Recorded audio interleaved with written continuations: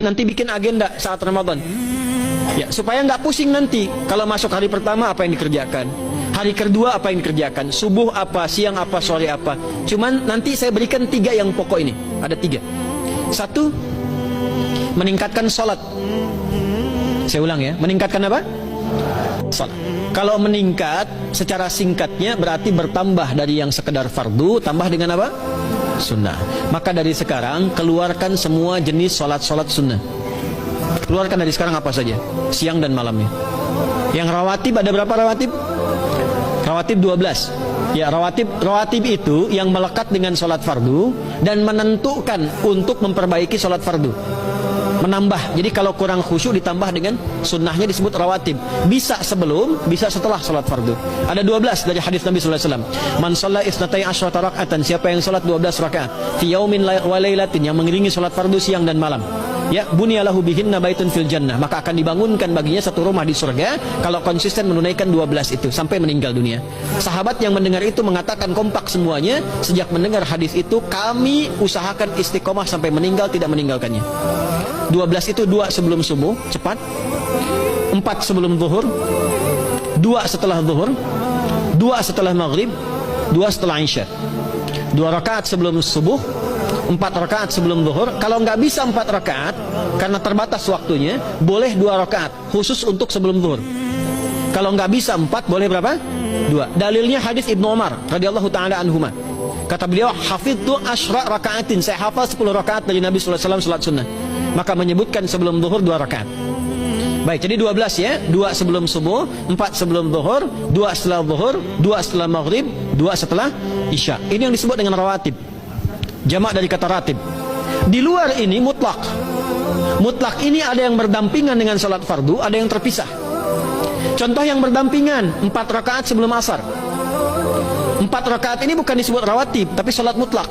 Cuma waktunya berdampingan dengan salat fardu. Jadi dia nggak memengaruhi salat fardu, cuma punya keutamaan sendiri. Apa keutamaannya? Hadis Ibnu Umar radhiyallahu taala anhuma, ketika beliau menyampaikan qala Nabi sallallahu alaihi wasallam rahimallahu ra'an shalla qabla al-asri arba'an. Allah akan menambahkan rahmat pada orang yang terbiasa salat 4 rakaat sunnah sebelum salat asar. Jelas ya? Baik. Kemudian apalagi setelah itu? Salat di antara adzan dan iqamah. Ya, di antara adzan dan iqamah. Tahiyatul masjid. Apalagi misalnya salat duha. Duha dibagi 3. Awal duha itu kurang lebih 1,5 jam setelah salat subuh. Subuh sekarang misal 4:30, maka jam 6 muncul awal duha. Namanya syuruk. Saya ulang, salat apa namanya? Syuruk itu salat awal duha.